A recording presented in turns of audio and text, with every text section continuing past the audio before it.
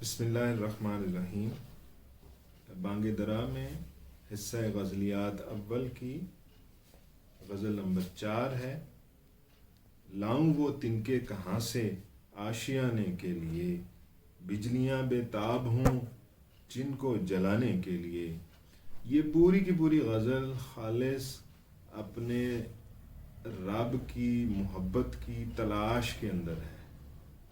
اسے ہم نے اس پیرائے میں انڈرسٹینڈ کرنا ہے کہ اس کے سارے کا سارا تعلق اللہ کی محبت کی تلاش میں ہے، اور اس کانسیپٹ پر ہے کہ جب حضرت انسان کی عقلی علم کی حد مکمل ہوتی ہے اور اس کے بعد جب اسے خالق حقیقی کی محبت عطا ہوتی ہے تو وہ پہلے والی موجود سارے کا سارا علم بے معنی ہو جاتا ہے۔ اس پہلے سے موجود علم کی کوئی حیثیت نہیں رہتی ہے۔ تو پے در پہ جو اشعار آئیں گے وہ اسی کانسیپٹ کے انڈر آئیں گے۔ لاؤں وہ تنکے کہیں سے آشیانے کے لیے، بجلیاں بے تاب ہوں جن کو جلانے کے لیے۔ مجھے ایسا گھر بنانا ہے، مجھے ایسا علم حاصل کرنا ہے، ایسی کلیکشن آف تھاٹ ریشنالٹی اکٹھی کرنی ہے، اتنا ایکسٹریم پہ جانا ہے علم کے کہ ایک دن میرا رب دیکھے کہ وہ علم مجھے اپنے رب سے دور کر رہا ہے، اور میرا رب وہ علم مجھ سے چھین کر مجھے علم لدنی عطا کر دے، مجھے اپنی ذات کی محبت عطا کر دے، مجھے اپنی ذات سے تعلق عطا کر دے۔ بلکہ میں تو یہ کہتا ہوں کہ اس پوری غزل کے اندر آپ کو شاہ شمس اور مولانا روم والا واقعہ آپ کے سامنے گھوم جائے گا کہ کس طریقے سے شاہ شمس نے مولانا روم کو پہلے دنیاوی علوم سے ہٹایا اور تصوف کے علوم کی طرف لے کر گئے۔ لاؤں وہ تنکے کہیں سے آشیانے کے لیے، بجلیاں بے تاب ہوں جن کو جلانے کے لیے۔ میں وہ تنکے کہاں سے لاؤں، یا میری وہ خواہش موجود ہے کہ وہ میں تنکے جوڑ جوڑ کے لاؤں کہ جن تنکوں کو، جس آشیانے کو ختم کرنے کے لیے بجلیاں بے تاب ہوں۔ حضرت اقبال اس چیز کو اس طرح سے لیتے ہیں کہ انسان کو اپنے آپ کو اس حد تک تیار کرنا ہے کہ بتا تیری رضا کیا ہے تک پہنچ جائے، کہ خالق حقیقی، اس کا رب اس سے باتیں کرنے لگے، اس کا خالق حقیقی، اس کا رب اس سے محبت کا اظہار خود آگے کہہ دے، کہ خدا بندے سے خود کہہ دے بتا تیری رضا کیا ہے۔ وائے ناکامی فلک نے طاق کر توڑا اسے، میں نے جس ڈالی کو تاڑا آشیانے کے لیے۔ مجھے بہت زیادہ افسوس ہے۔ اب فلک جو ہے وہ اللہ کی طرف بھی اشارہ ہوتا ہے، زمانے کی طرف بھی اشارہ ہوتا ہے۔ وائے ناکامی، بہت زیادہ افسوس ہے، بڑی ناکامی ہوئی۔ فلک نے طاق کر توڑا اسے، اسی چیز کو سب سے زیادہ ڈسٹرب کیا گیا، اسی چیز کو سب سے زیادہ خراب کیا گیا۔ میں نے جس ڈالی کو تاڑا آشیانے کے لیے، جس کے تھرو میں سمجھتا تھا کہ امت کے اندر آسانی آ سکتی ہے، امت صحیح راستے کی طرف جا سکتی ہے، امت اپنا کوالٹیٹیو ایسپیکٹ بیٹر کر سکتی ہے، امت علم کی طرف جا سکتی ہے، امت پریکٹیکلٹی کی طرف جا سکتی ہے۔ وہ کیا تھا؟ وہ اپنے نبی کی محبت سی، اپنے اللہ کی محبت تھی، اس کے ساتھ دین کے ساتھ جوڑنے کی جو چیز تھی وہ میں چاہتا تھا کس کے تھرو ہو جائے؟ وہ اللہ کے محبت میں ایکسٹریم کے بعد حضرت انسان کیا کرے؟ اپنی ایفرٹ سے خاص ڈائریکشن کے اندر شروع کر دے۔ تو حضرت اقبال یہ کہتے ہیں کہ یہی وہ موضوع ہے، یہی وہ تصوف کا وہ موضوع ہے جس کو سب سے زیادہ تباہ و برباد کیا گیا، جس کے اوپر سب سے زیادہ ایسے کوشچنیبل سچویشن کریٹ کی گئی کہ اب اگر کوئی تصوف کی بات بھی کرے تو وہ لوگوں کو بری لگتی ہے، لوگ اس کے اوپر بھی طنز کرنے لگ جاتے ہیں۔ آنکھ مل جاتی ہے ہفتادو دو ملت سے تیری، ایک پیمانہ تیرا سارے زمانے کے لیے۔ اس شعر میں حضرت اقبال اس حدیث مبارکہ کی طرف اشارہ کر رہے ہیں جس کے اندر اللہ کے نبی صلی اللہ علیہ وسلم نے فرمایا کہ اس امت کے 72 فرقے ہوں گے۔ تو حضرت اقبال یہ کہہ رہے ہیں کہ آپ ان 72 فرقوں کے کانسیپٹ کے اندر پھنسے ہوئے ہیں، آپ ڈیوائیڈڈ ہیں، آپ اسی کے ارد گرد گھوم پھر رہے ہیں. ایک پیمانہ تیرا سارے زمانے کے لیے، جبکہ آپ کو بنایا کیا گیا تھا؟ ایک پیمانے کے لیے بنایا گیا تھا. آپ نے پورے زمانے کو ایک ہی نظر سے دیکھنا تھا. آپ کا کام ڈفرینسیشن نہیں تھا. جب آپ نے ڈفرینسیشن شروع کی تب آپ فرقوں میں بٹ گئے. اگر آپ ڈفرینسیشن شروع نہ کرتے آپ فرقوں میں نہ بٹتے. یعنی کہ خالق ایک ہے، تمہارا قرآن ایک ہے، اور اس کو پکڑ کے، قرآن و حدیث کو، اپنے دین کو پکڑ کے تم کیا کر سکتے ہو؟ تفرقے سے بچ سکتے ہو. آنکھ مل جاتی ہے ہفتاد و دو ملت سے تیری، ہفتاد 70 اور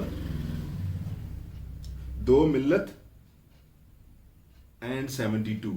پھر ملت آگے بمانی فرقہ یا سیکٹ یا ایک اسپیسیفک گروہ کی بات ہو رہی ہے. ایک پیمانہ تیرا سارے زمانے کے لیے. آنکھ تو نے 72 جگہ پہ لڑائی ہوئی ہے، لیکن اصل میں تجھے جو سمجھنے کی چیز تھی وہ کیا تھی؟ وہ تھی کہ ایک رب کے ساتھ تم نے سب نے ایسوسیٹڈ رہنا تھا تاکہ تم وہ 72 نہ بنتے. تو دل میں کوئی اس طرح کی آرزو پیدا کروں، لوٹ جائے آسماں میرے مٹانے کے لیے. دل میں کوئی اس طرح کی آرزو یہ خالص انہی معنی کا شعر ہے جس کا جو پہلا شعر جس معنی کا. پہلے شعر میں کیا تھا؟ لاؤں وہ تنکے کہیں سے آشیانے کے لیے، بجلیاں بےتاب ہوں جن کو جلانے کے لیے.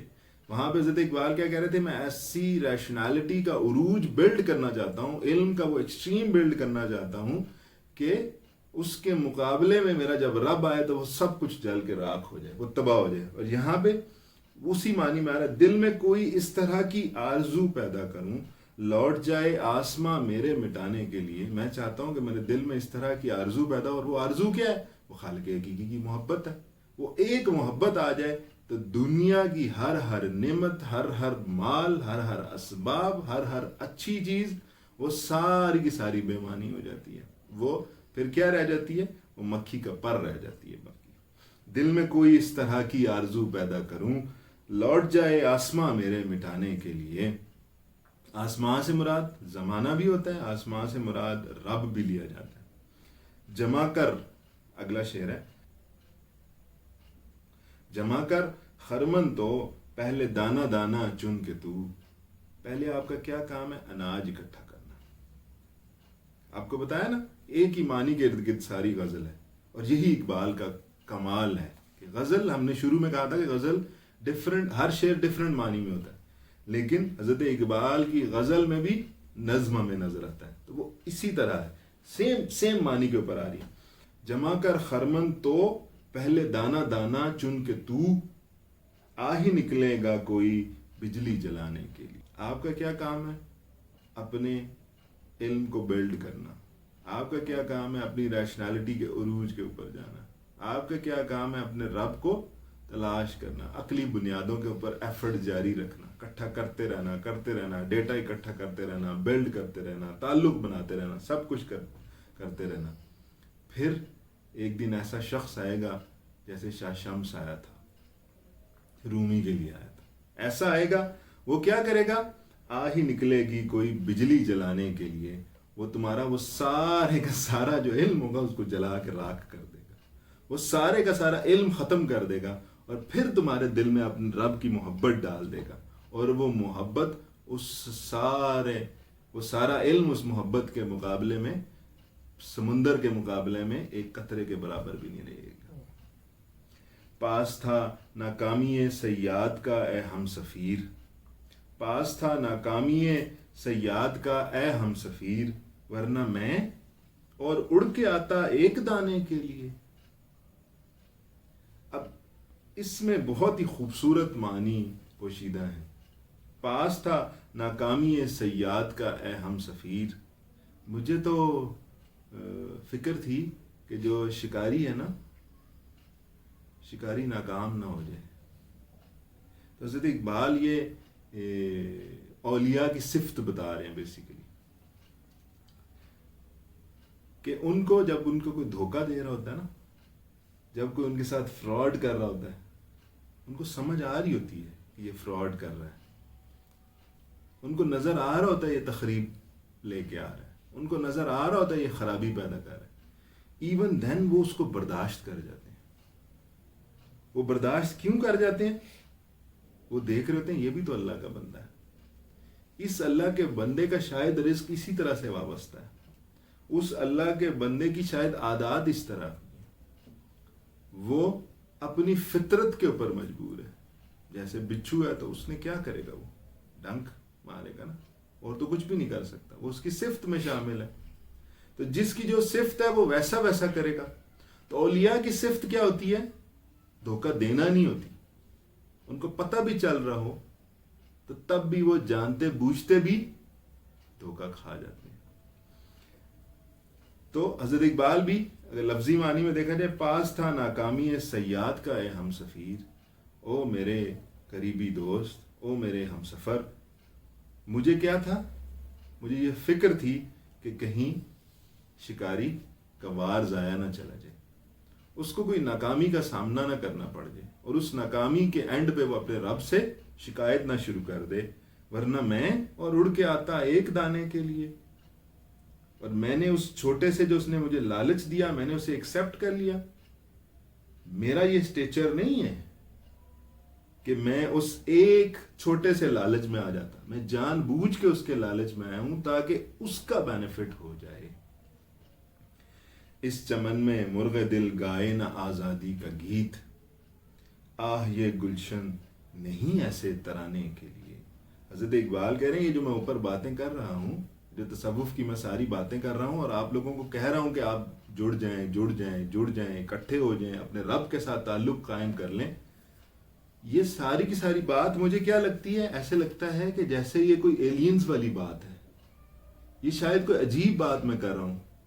اس چمن میں مرغ دل گائے نہ آزادی کا گیت، یہ جو باغ ہے، یہ جو علاقہ ہے، یہ جو لوگ ہیں، ان کے اندر مجھے آزادی کے گیت گانے والی بات نہیں کرنی چاہیے۔ یعنی کہ رب سے جو تعلق ہے وہ انسان کو ساری کی ساری مشکلوں سے، ساری کی ساری پابندیوں سے آزاد کر دیتا ہے۔ تو وہ جو آزادی ہے وہ اس ریجن کے لوگوں کو سمجھ نہیں آ رہی، میرے ارد گرد جو لوگ ہیں انہیں اس آزادی کی سمجھ نہیں ہے۔ آہ یہ گلشن نہیں ایسے ترانے کے لیے، یہ جو گلشن ہے یہ تو اس ترانے کے لیے بنا ہی نہیں ہے۔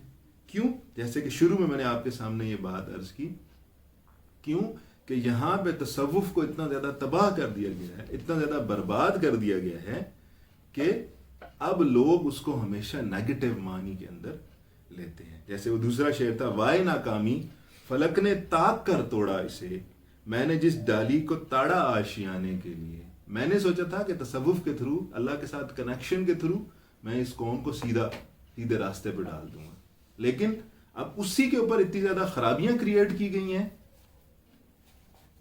اس کے بارے میں مسکنسیپشنز کریٹ کی گئی ہیں کہ وہ اب ڈالی مجھے لگتا ہے کہ وہ اب ٹوٹ گئی ہے۔